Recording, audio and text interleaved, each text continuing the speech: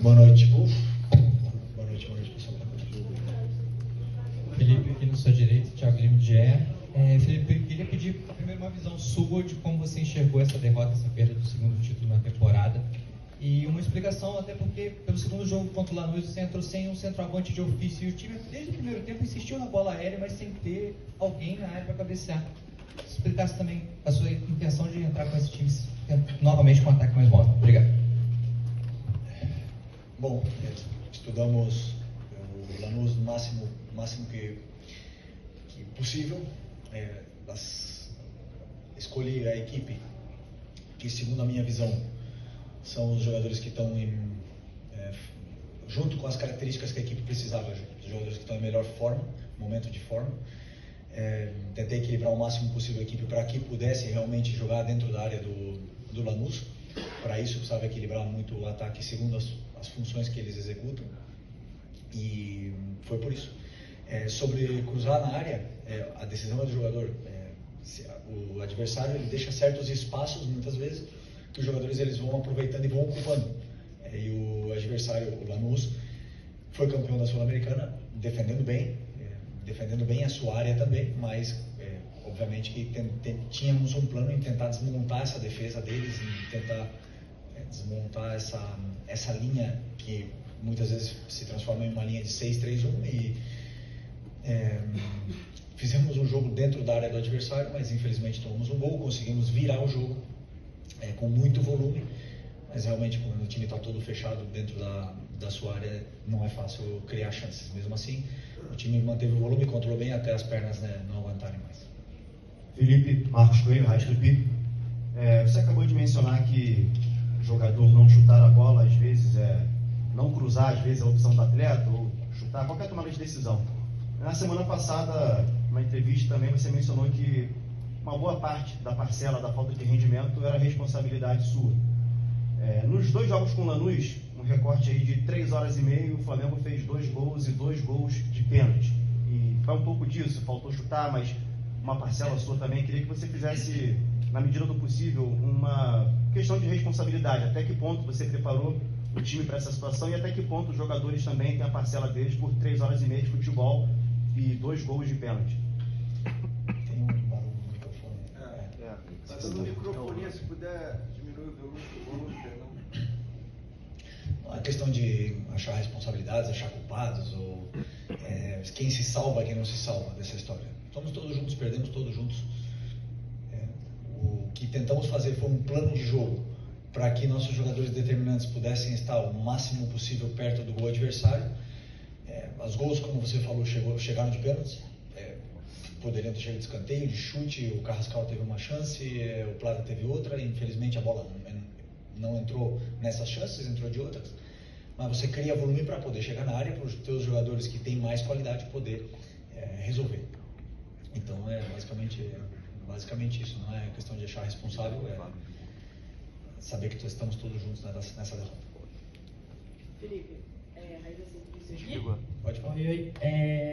Felipe, começo de ano muito difícil, né? Depois de um dezembro que terminou da forma que terminou, o Flamengo campeão da Libertadores, campeão brasileiro, fez aquele grande jogo contra o PSG, perdeu a Supercopa, tem um número de derrotas impactantes nesse início de temporada, acaba de perder a Recopa. Eu queria saber qual é a tua avaliação do teu trabalho nesse início de ano. Você acha que o teu trabalho, nesse momento, ele está estagnado?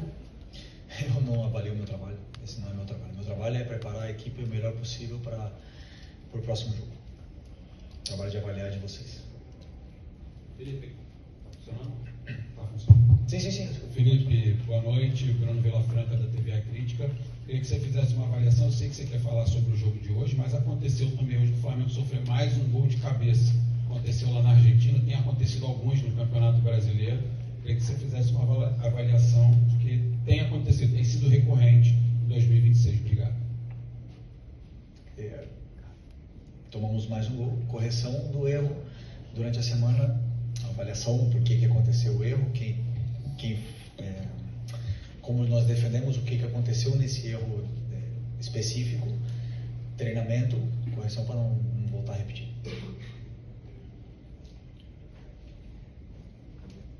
Conseguiu? tem que virar aquela caixa de som lá pra trás, Rodrigo. Porque ela tá virada pra cá, tá virando pro microfone. Pode ir. Oi, Felipe. Boa noite. Igor Siqueira do UOL. Queria entender a tua leitura em relação ao lance capital, né, do primeiro gol. Quanto isso impactou na estratégia do Flamengo como um todo? Vocês já conseguiram identificar ali qual o equívoco, de quem foi o equívoco propriamente, né?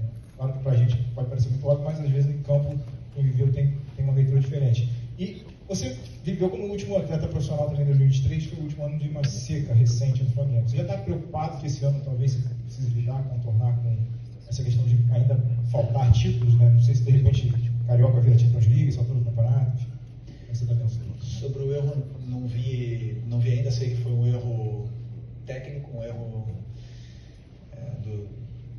de detalhe, não foi nada tático, foi um erro que aconteceu numa final. Eu sempre penso que nas finais errar o menos possível, né? Mas aconteceu o erro, bom que a equipe se recompôs, conseguiu manter a ordem, manter a calma e criar o jogo inteiro um volume muito grande dentro da área de adversário para poder tentar reverter essa situação.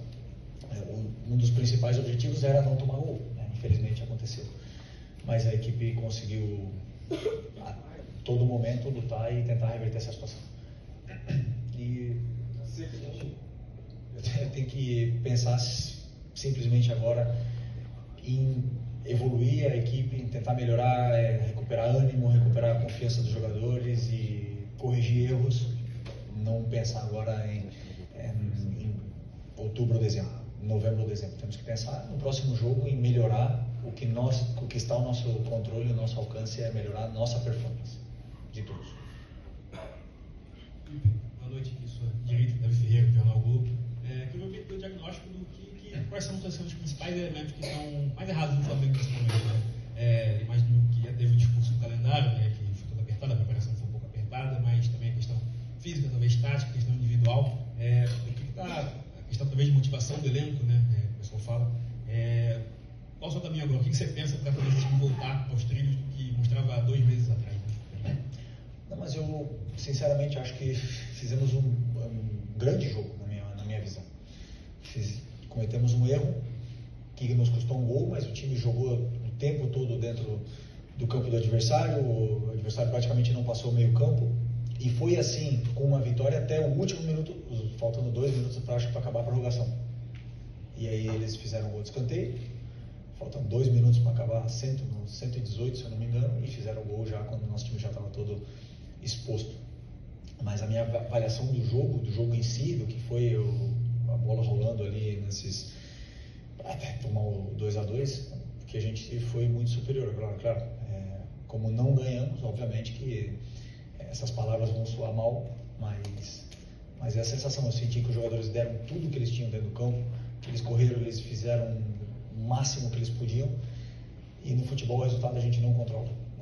E é um estado de ânimo, um estado de confiança. Não estamos no nosso melhor momento nesse quesito, e mesmo assim o time competiu o máximo até onde pôde, e nada, mas também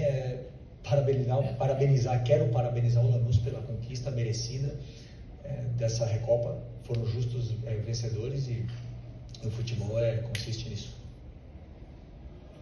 Felipe, Vitor Nicolau da Flamengo TV. No ano passado a gente viu em alguns momentos o Flamengo ter 2 resultados não tão bons, e o time geralmente dava resposta nos momentos que ele era mais pressionado, né? Na hora que o mental estava mais exposto, o time dava a resposta. Eu lembro daquele jogo contra o Botafogo, 3-0, num momento de pré-crise, o jogo contra o Palmeiras também fora. Como sair disso agora? Agora parece que o mental está cobrando, e é a principal característica que está sendo cobrada no momento. Como fazer para virar a chave do mental do time e trazer confiança a quem está aparentemente sereno?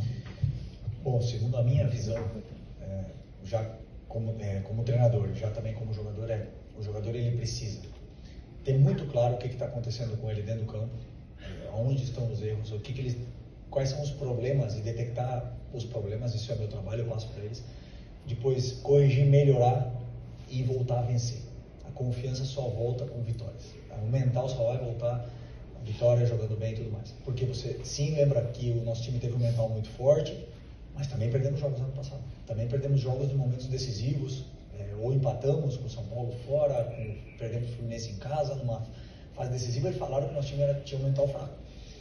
E nesse momento, perder 2 finais, nesse momento de confiança baixa, realmente nós temos que melhorar, evoluir, sabe? Tudo passa no futebol, a fase boa, a fase ruim também vai passar. E a única coisa que nós podemos fazer e que está no nosso controle é trabalhar o máximo possível para que isso não dure muito tempo. Mauro César, TV Cultura, UOL e Jovem Pan. Depois do jogo contra o Internacional, eu perguntei a você aqui mesmo, foi uma má atuação, não jogou bem, quando o time chegaria num bom nível. Né? Você disse que seria contra o Lanús. O jogo aconteceria 15 dias depois, o primeiro jogo. E parece que isso não aconteceu. Eu quero repetir a pergunta. Quando o Flamengo vai conseguir praticar um futebol num nível mais competitivo, mais próximo do que foi ano passado? Bom, eu acreditava que seria na Recopa. Acreditava que fisicamente os jogadores estariam nas melhores condições. O físico, o mental, eles vão junto. Nós passamos por muitas derrotas esse ano, e essa mais uma. E realmente nós estamos na nossa melhor forma, se você olhar assim. Mas hoje eu senti uma resposta da equipe. Senti que o time correu o tempo todo, que conseguiu pressionar, conseguiu ganhar duelo, conseguiu ganhar duelos no alto, no chão, parar contra-ataques. Então, a vitória não veio, realmente não veio. Lanús, justo vencedor. Mas eu vi uma evolução, uma resposta no jogo de hoje, e não sei dizer quando virá a melhor performance do Flamengo. Eu acredito que será um processo de jogar bem, de fazer o simples, de recuperar a confiança, e que os jogadores possam ir se soltando cada vez mais, e que eles possam performar do jeito que eles, o nível alto que eles deixaram, recuperar e cada um retomar esse nível que ficou para trás. Felipe, boa noite. Gabriel Orfão, canal Paparazzo Azul Vermelho. Felipe, eu quero usar um termo que você usou numa coletiva passada para fazer a pergunta, porque em maio do ano passado, você disse que o Matheus Gonçalves, que então era um ativo do clube, era um jogador muito anárquico, que tinha que evoluir, que melhorar, que na época era um jogador muito anárquico. Sabendo dos resultados do Flamengo nesse começo de ano, a derrota na Supercopa, ou a derrota agora na Recopa, o seu time, na sua opinião, é um time anárquico nesse momento? Obrigado. O meu time, na minha visão, tem a minha cara. No bom e no ruim. E eu tenho muito orgulho desses jogadores. Só isso. Obrigado, Felipe. Tem que encerrar aqui, pessoal, pelo programa. Obrigado, pessoal. Obrigado.